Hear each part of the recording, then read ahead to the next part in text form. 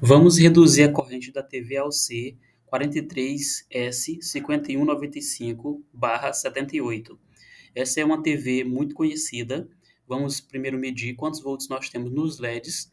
Já já nós vamos fazer a aferição da corrente. Temos 25 volts. Coloquei a câmera mais perto para você ver aonde eu medi os 25 volts. Com o multímetro no modo amperímetro, vamos conectar o multímetro em série com o circuito. Eu cortei os fios que vai para os LEDs, cortei o fio vermelho, que é o positivo, e coloquei duas garras jacaré.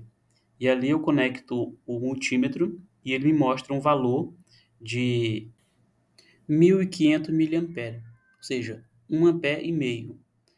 Começa um pouco alto, mas depois vai reduzir.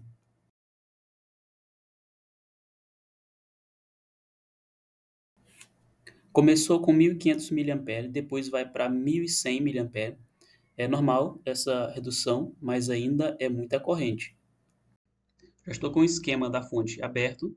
Quando você baixa o pacote de esquemas do modelo da TV, vem com duas opções de fonte. Tem essa aqui, 4.1, e tem o 4.2. No meu caso é 4.2. Você pode comparar os componentes e ver se está tudo direitinho, tá? Você abre o esquema, compara os componentes. Você pode olhar aqui que no 8601 o conector dos LEDs é conectado diretamente no pino 1. É diferente do outro esquema lá. O outro esquema é ligado de outra forma. Então você pode comparar, ver aí se a sua placa, o conector dos LEDs está ligado diretamente no pino 1 do U8601. É decisivo para você saber qual dos esquemas utilizar. Agora vamos lá. Primeiramente você tem que olhar para cá, para os 21 volts que vem da fonte. Esses 21 volts é presente nesse ponto aqui no capacitor C8601.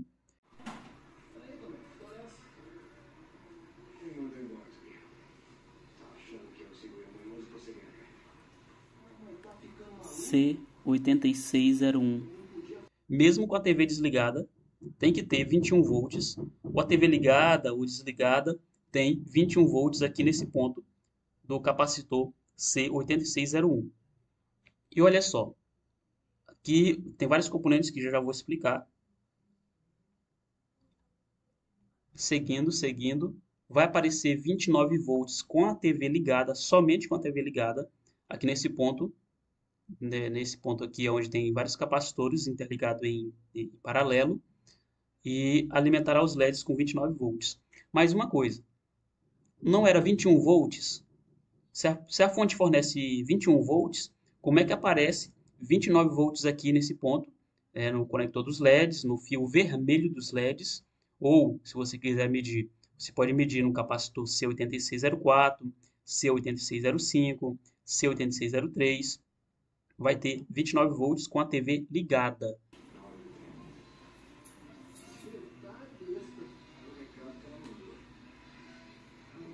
Isso acontece porque a tensão que alimenta os LEDs vem de um conversor DC-DC, step up, ou seja, ele eleva a tensão, vai elevar a tensão.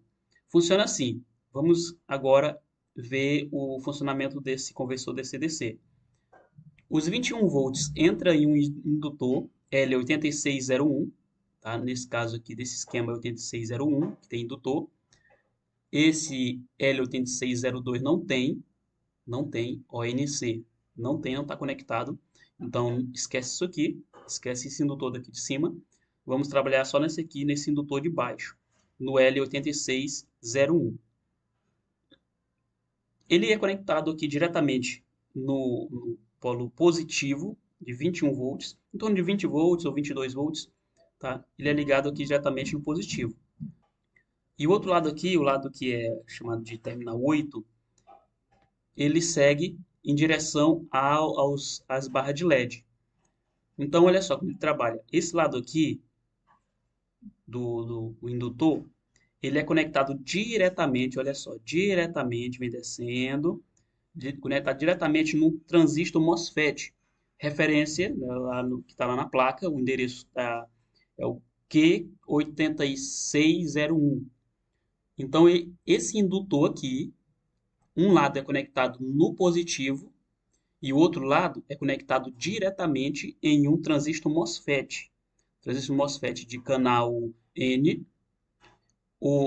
Aqui o indutor é ligado no dreno, enquanto o source está ligado praticamente no terra, através desse resistor R8601. É praticamente um curto, isso aqui é praticamente um jumper. Tem uma pequena resistência de 0,05 R, que tem uma derivação aqui que vai para outro setor, depois eu explico. Como é que isso aqui funciona? Se esse transistor aqui saturar, quando ele permite condução, quando ele conduz eletricidade, ele está jogando um lado do indutor diretamente no terra, no terra. E isso faz com que uma corrente circule daqui, ó, desse positivo, atravessa aqui o indutor, porque ele está sendo jogado no terra. Quando aparece uma corrente no indutor, o campo magnético cresce, acumula energia, e quando esse transistor ele desliga, quando ele abre, quando ele para de conduzir, para que se mantenha uma corrente aqui ainda, o indutor resiste à variação de corrente, então o campo magnético vai começar a diminuir e aparece uma tensão em volts, tensão aqui ó, sobre esse indutor. Essa tensão soma-se à tensão de entrada de 21 volts. É por isso que entra 21 volts e sai desse outro lado aqui 29 volts. Só que, claro, não pode ser ligado direto, né? Tem que ter um diodo para ser colhido somente a elevação da tensão. Porque esse valor aqui ele pode aumentar, mas também pode diminuir. Estamos interessados só no aumentar. Quando esse ponto aqui aumenta, quando ele aumenta, os diodos, são dois diodos aqui, D8602 e D8601, eles vão coletar essa tensão e vão jogar aqui nos capacitores. Os capacitores vão acumular essa tensão. Imagine aqui como um jumper, tá? O FB8602 e FB8601. Imagine aqui como um jumper ligado direto, tá? É apenas aí é como um jumper envolvido com ferrite. Para esse MOSFET trabalhar, ele recebe um sinal. Ele recebe um sinal que é chamado diode, né, saída. Então ele entra aqui, ó, o sinal que entra aqui através do resistor R8605. Esse sinal está vindo da onde? Esse sinal está vindo desse circuito integrado aqui, ó, o U8601. Ele é que está mandando um sinal através aqui do pino 4, terminal 4. Terminal 4 fornece aí os comandos ali para aquele MOSFET trabalhar.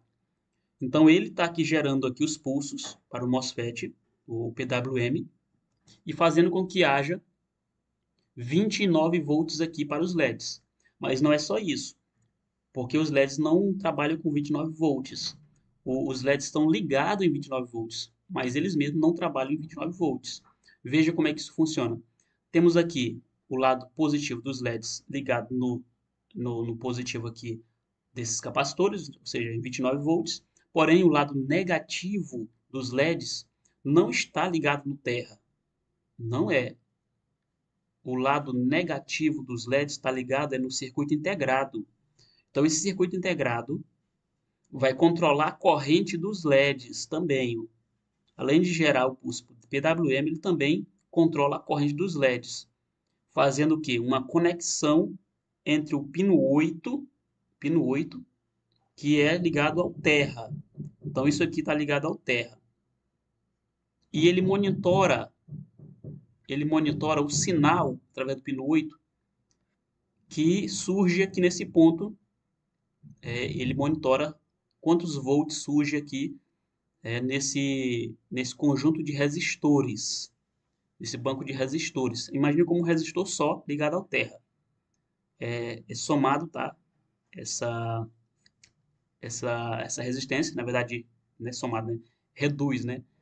Reduz a resistência. Quanto mais resistores eu tenho em paralelo, mas eu consigo aí uma potência maior, uma capacidade de trabalhar com maiores correntes, e também eu tenho aí uma redução da, da resistência. Então, a resistência resultante é menor do que o valor desses resistores aqui.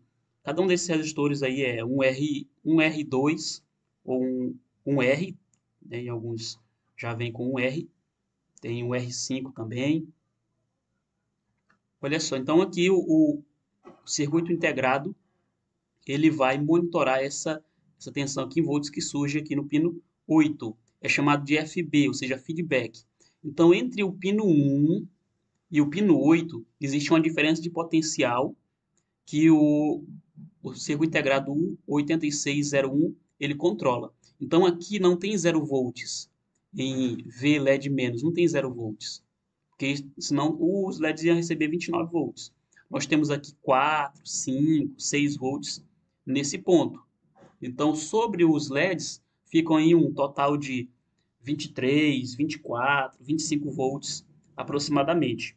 Eu desenhei aqui para você entender melhor. Eu desenhei para você entender como é que isso funciona. Os LEDs, sim, estão conectados em 29 volts. Está conectado aqui em 29 volts. Porém, esse ponto aqui, o lado menos do LED, não tem 0 volts. Os lados menos aqui tem 4 volts, 5 volts, pode ser até 6 volts. Quando você tira esses resistores aqui, você está alterando o sinal que chega no pino 8 do circuito integrado. Você está alterando o feedback, o retorno. Então, esse circuito integrado aqui acaba sendo enganado quando você remove esses resistores aqui, alguns desses resistores. Sugiro você remover dois resistores, tá? Como o R86015, né? O 8615 ou R8616. Remover dois desses resistores aqui já vai fazer uma grande diferença. Se você quiser remover três, pode ficar à vontade. Eu removi os dois resistores e a corrente diminuiu bastante. Ela começa um pouquinho alto, mas depois de alguns segundos ela vai estabilizar em 700 milivolts, isso para todas as barras. Então é uma corrente que vai ser seguro, dá para o cliente usar bastante tempo e não tem perigo de queimar. Então olha só, você alterando o sinal que chega aqui no feedback, o circuito integrado ele também vai mudar a corrente sobre ele. Quanto a mudar a corrente dos LEDs, eu venho aqui apartar as brigas entre os técnicos, porque eu sempre faço isso. Eu que separo as brigas dos técnicos. Alguns dizem, não, você não vai mudar, né, a corrente, você vai mudar a tensão. Não, você não vai mudar a tensão, você vai mudar a corrente. Isso dá uma briga muito, muito danada. Olha só, se você reduzir essa tensão aqui em volts aqui, ó, de 29 para 27, por exemplo, não vai mudar nada.